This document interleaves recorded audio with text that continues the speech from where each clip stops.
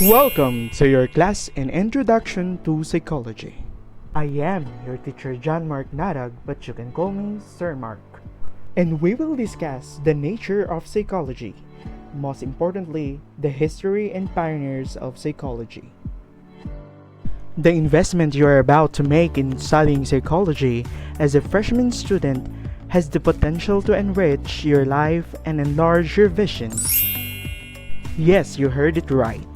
Because many of life's significant questions are beyond psychology. Some important ones are illuminated by even a brief course in psychology. Your study of psychology can help to teach you on how to ask important questions and how to think critically as you evaluate competing ideas. Try to reflect among these sample questions. Have you ever wondered why people behave differently? Why is Brix better than Garima? Why is Liana hyperactive? Why can Zion solve mathematical problems with speed and accuracy? Why does Esperanza have more friends than Ella? And why is Emmeline wants to be alone most of the time? To answer all of these questions, we need a deeper study of human behavior, which is the subject matter of psychology. Like all bodies of knowledge, psychology began with unorganized data and speculative answers to questions. Early thoughts of psychology.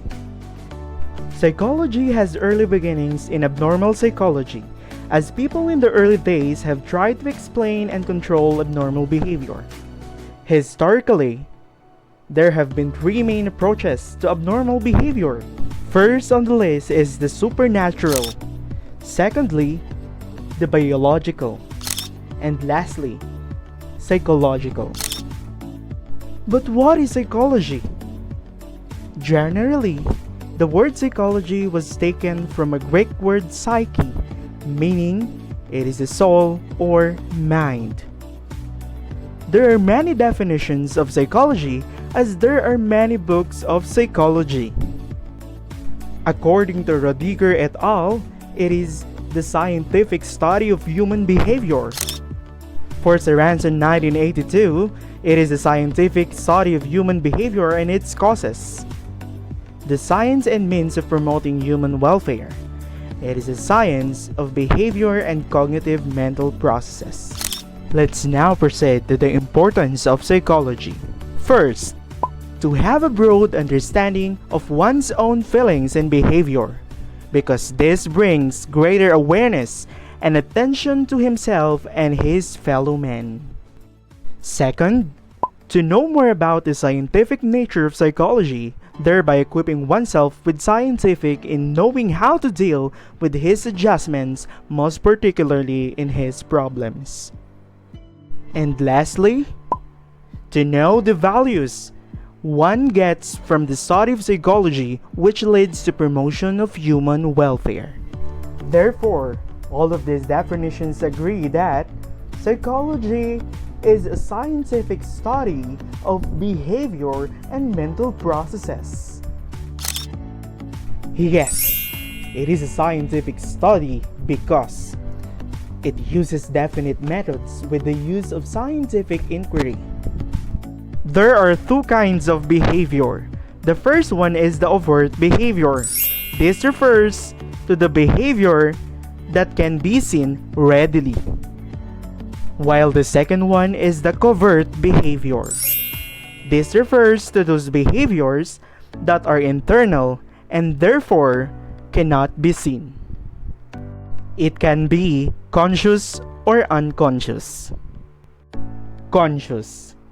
These are the behavior that we are aware of, or simply awareness. While the unconscious, these are the behavior that is beyond our awareness. We also have the cognitive processes. This refers to the mental activities like remembering, thinking, expecting, and etc. In the supernatural tradition, Abnormal behaviors were attributed to agents outside the human body. Abnormal behaviors are caused by demons, spirits, or influences of the moon and stars. The process of trephining. During this stage, trephination or trephining is performed on those who had mental illness by literally burying a hole in the victim's skull to remove the evil spirits out of the victim's head. On the other hand, others believe that these evil demons are punishments of God, and these advocated exorcism, confinements, beatings, and other types of tortures.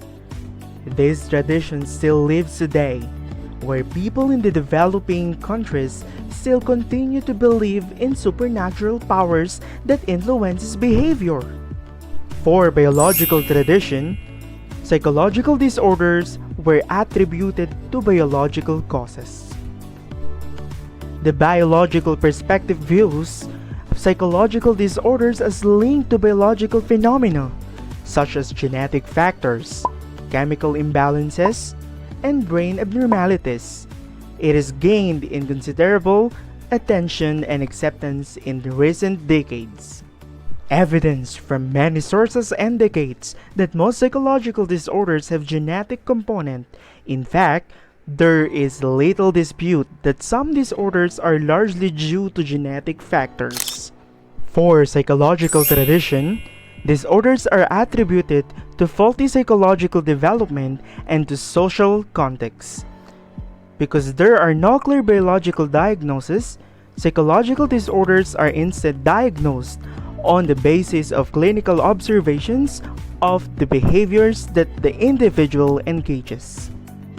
A psychological disorder is an ongoing dysfunctional pattern of thought, emotion, and behavior that causes significant distress and that is considered deviant in that person's culture or society.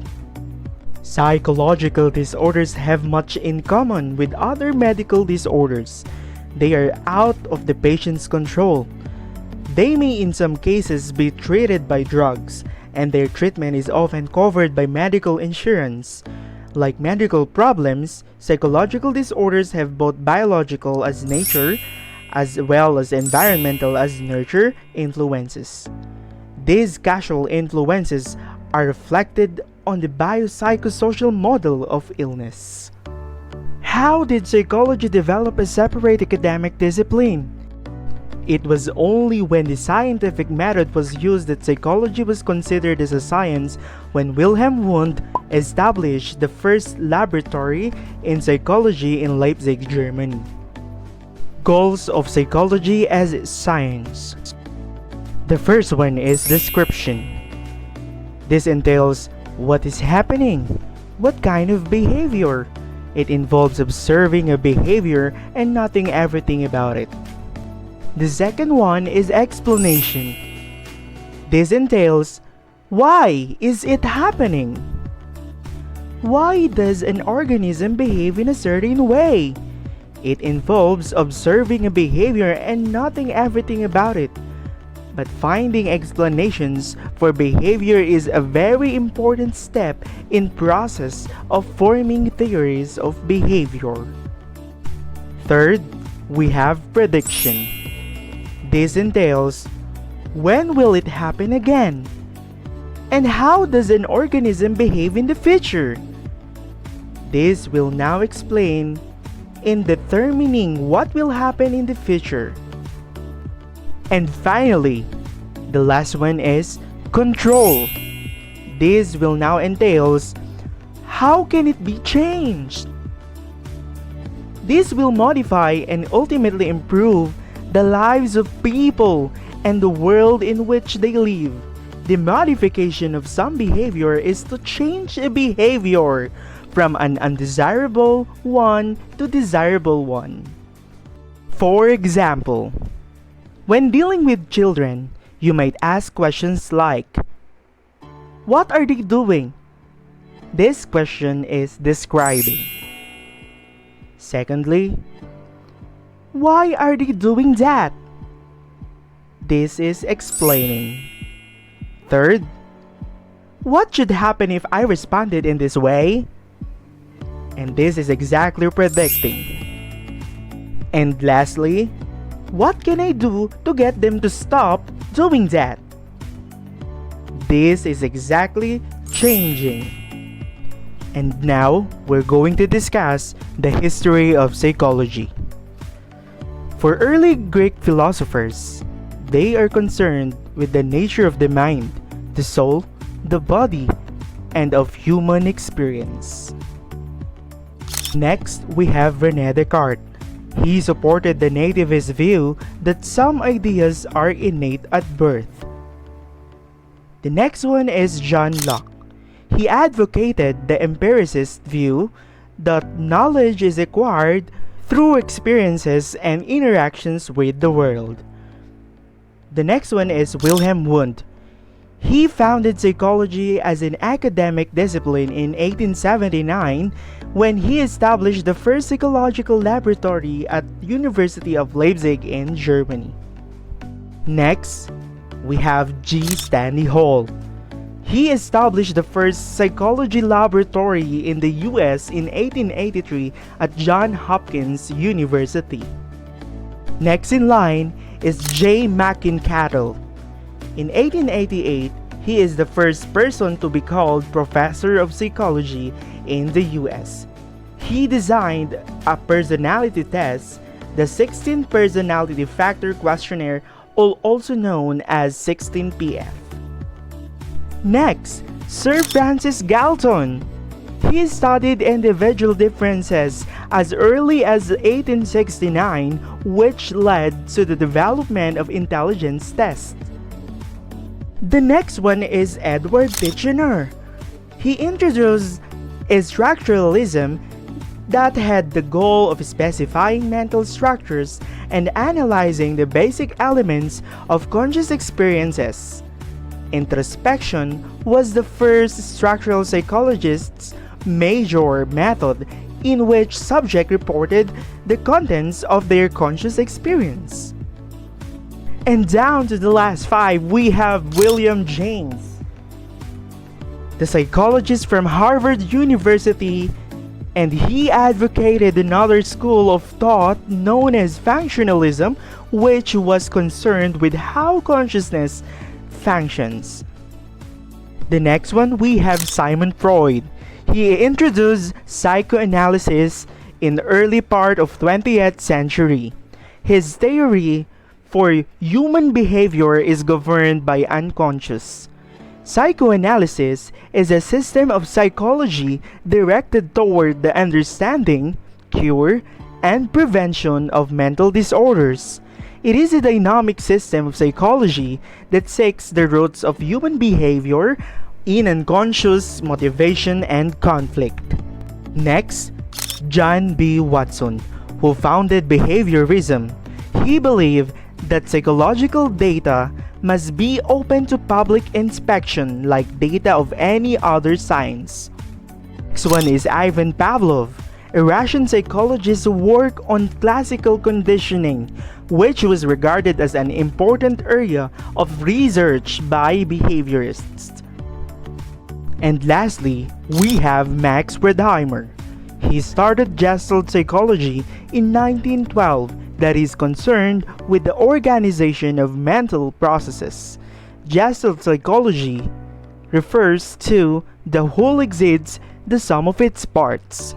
For additional information, 2000 years ago, philosophers such as Plato, Aristotle, and Descartes tried to understand or explain the human mind and its connection to the physical body.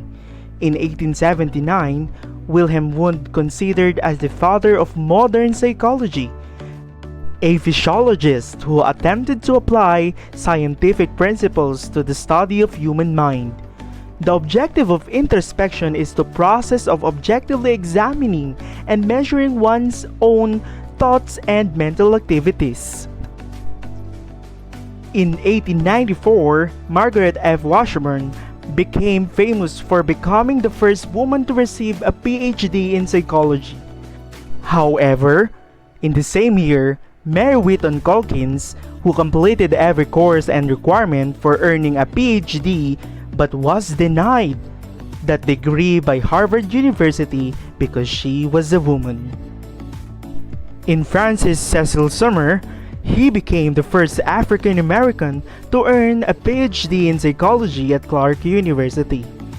In Hispanic psychologist George Sanchez, he conducted research in the area of intelligence testing, focusing on the cultural biases in such tests.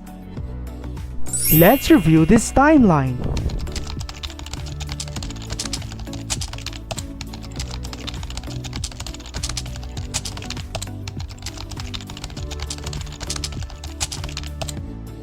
History of psychology in the Philippines. Psychology was taught as early as the 17th century at the University of San Carlos in Cebu and University of Santo Tomas, or also known as UST. UST was the first institution to offer Bachelor of Science, Master's, and Doctorate degrees in psychology. And now, let's have the pioneers and timeline of psychology in the Philippines.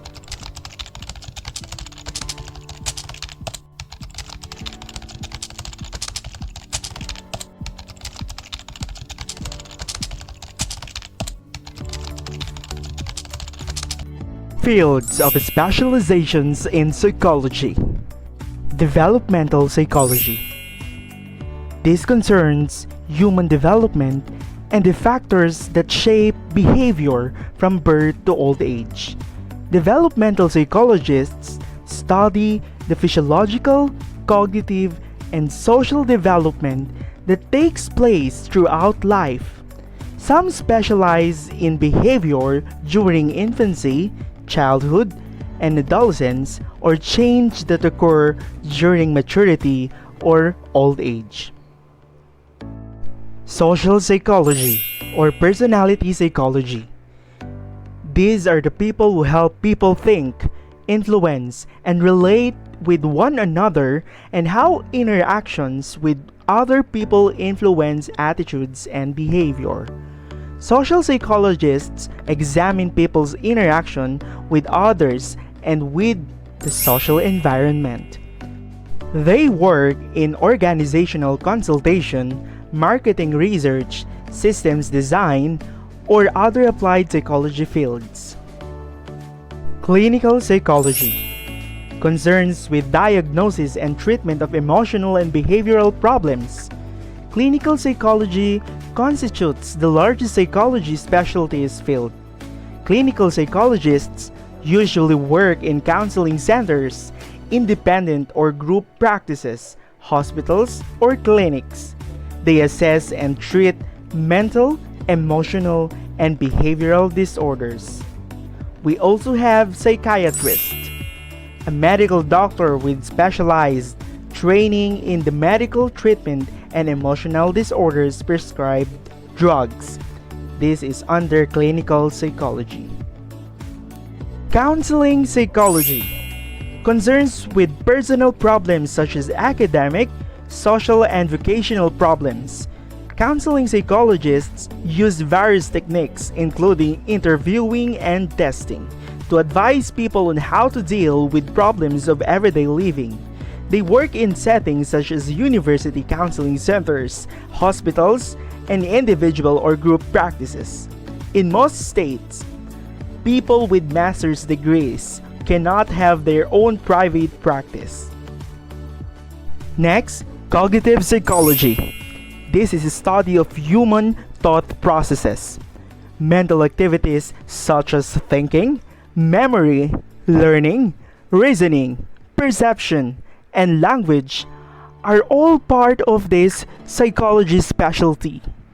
Cognitive psychology is a very influential psychology specialty, as it affects many other psychology specialties such as education psychology, social psychology, and development psychology. Next would be school and educational psychology. In here, evaluation of learning and emotional problems of individuals in school happen. School psychologists work in elementary and secondary schools or school district offices to resolve students' learning and behavior problems. Next would be Industrial Organizational Psychology, or also known as IO psychologist. This concerns in selection of people most suitable for particular jobs and development of training programs in organizations. IO psychologists apply psychological principles and research methods to the workplace in the interest of improving productivity and the quality of work life. Let's proceed to Engineering Human Factors Engineering Psychology. How people and machines are related and how to improve its relationship. Engineering psychologists conduct research on how people work best with machines. Next, Environmental Psychology. Environmental psychologists deal with the relationship between humans and environment. Psychological or Biological Psychology. This employs the behavioral perspective seeking to discover relationship between biological processes and behavior. Also known as behavioral neuroscience, biopsychology is the study of the biological basis for human behavior. Biopsychology is not just limited to how and why humans act a certain way, but includes how human behavior interacts with other biological systems, such as the immune system, cardiovascular system, and nervous system. The study of biopsychology often involves examination of the human brain on the cellular level and how it relates to human behavior. Next, Experimental Psychology. Experimental methods in studying how people react to sensory stimuli perceive the world, learn and remember and respond. Experimental or research psychologists work in university and private research centers and in business, non-profit, and governmental organizations. They study behavior processes with human beings and animals such as rats, monkeys, and pigeons. Forensic Psychology. This applies psychology to the law and proceedings. Forensic psychologists study problems of crime prevention, rehabilitation programs in prisons, courtroom dynamics, psychology, and the law. Select candidates for police work. Next is Sports Psychology. This applies theories and knowledge in psychology to enhance athletes and coaches for their performance. Sports psychologists help athletes refine their focus on competition goals, become more motivated, and learn to deal with the anxiety and fear of failure that often accompany competition. Next one is the Neuro Psychology. Diagnosis and rehabilitation of brain disorders. Neuropsychologists study the relation between the brain and behavior. They often work in stroke and head injury programs. The next one is Consumer Psychology. Activities directly involved in selecting, obtaining, and using products, services, and ideas to satisfy needs and desires. Health Psychology. Affective behavioral and interpersonal factors affecting health and illness. As its name implies, health psychology is a specialization that examines how human psychology and behavior affect health. Health psychologists research connection as to how good health can be promoted through psychological concepts. Health psychologists also educate others on how illness can be caused or alleviated by certain behavior or mental processes. And lastly, Geriatric Psychology. Geropsychologists deal with special problems faced by the elderly. The emergence and growth of these specialties reflects the increasing participation of psychologists. in providing direct services to special patient populations. Let's have some break!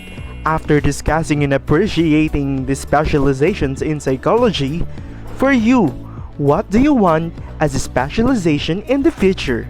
And what are your plans on how to achieve the goal? Have some rest for a while and reflect. Let's continue our last topic, the perspectives in psychology. From what perspectives or views do psychologists study human behavior? Approaches or perspectives of psychology in historical order. First would be the biological approach. This is concerned with the neurobiological process that underlie behavior and mental processes. This approach attempts to relate behavior to electrical and chemical events taking place inside the body. This will help us understand how the body and brain work to create emotions, memories, and sensory experiences. It studies evolutionary and hereditary influences on behavior, how messages are transmitted within the body, or how blood chemistry is linked with moods and motives. It focuses on the role of the unconscious mind and its influences on unconscious behavior, early childhood experiences, development of sense of selves, and other motivations.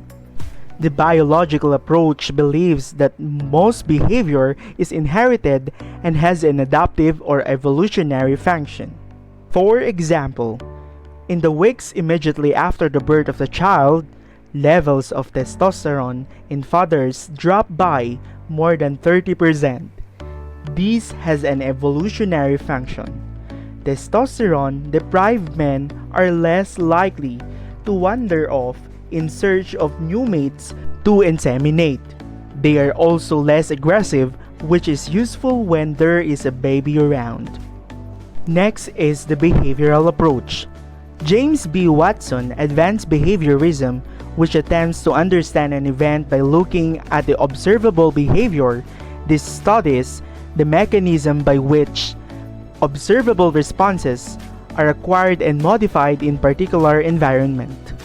Behaviorism is a theory of learning which states all the behaviors are learned through interaction with the environment through a process called conditioning.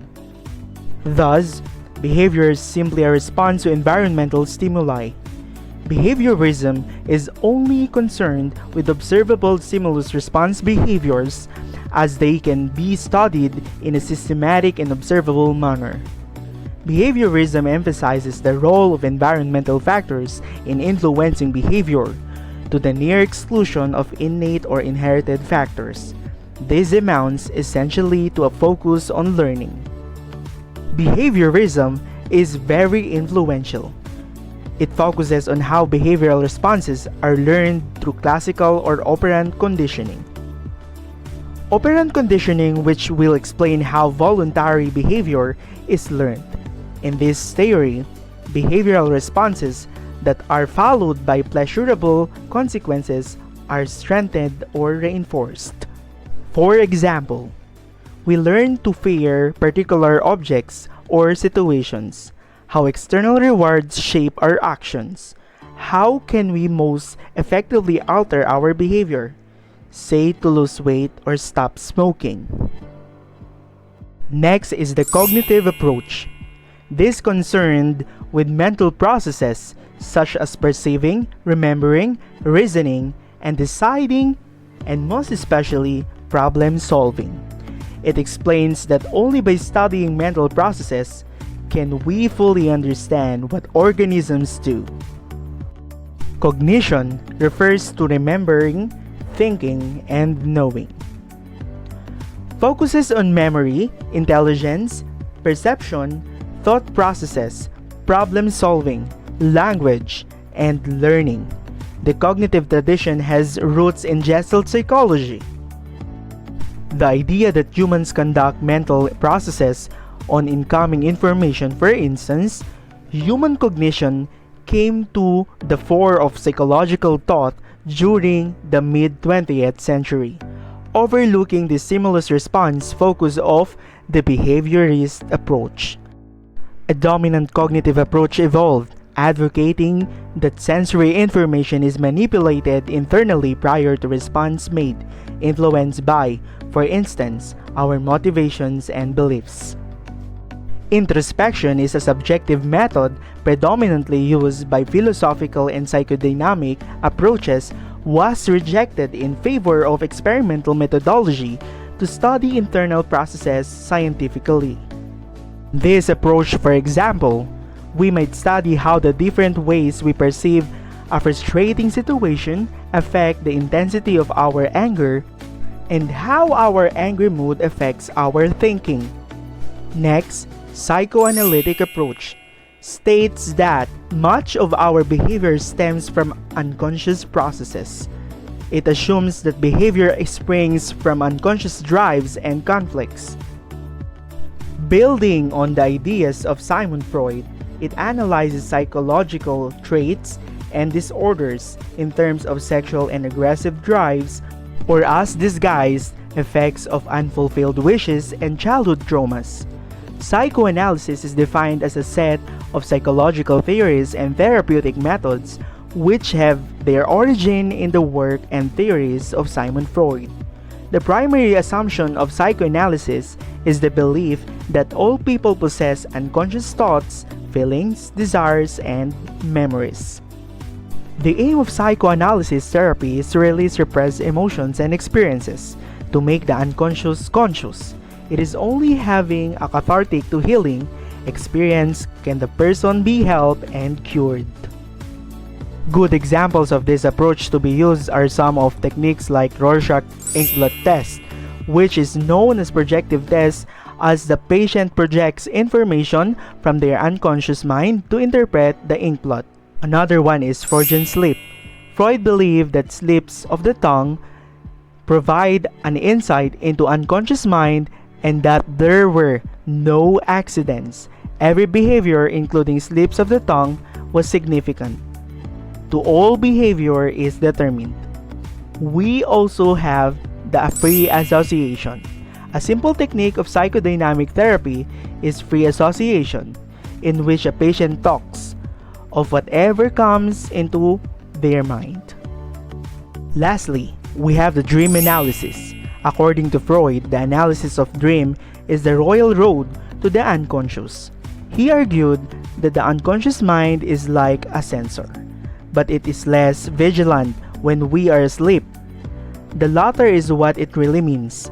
Freud believed that very often the real meaning of a dream had a sexual significance, and in his theory of sexual symbolism, he speculates on the underlying meaning of common dream themes. This technique involves a therapist reading a list of words, example, mother, childhood, and etc., and the patient immediately responds with the first word that comes to his mind. It hoped that fragments of repressed memories will emerge in the course of free association. Lastly, phenomenological approach. It focuses on the subjective and personal experience of events and describing the inner life and experiences of individuals.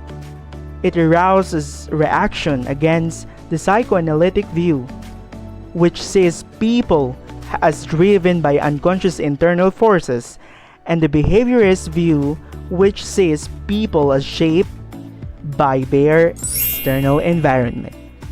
Humanistic view emphasizes our capacities to choose our life patterns to grow greater maturity and fulfillment. It also seeks to understand behavior more subjectively in terms of meaning to individual.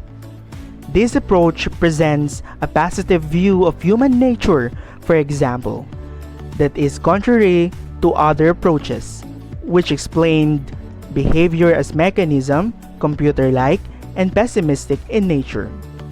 When psychology was first established as science, the debate over how to describe and explain human mind and behavior began and different schools of thoughts emerged. Thank you for listening and God bless.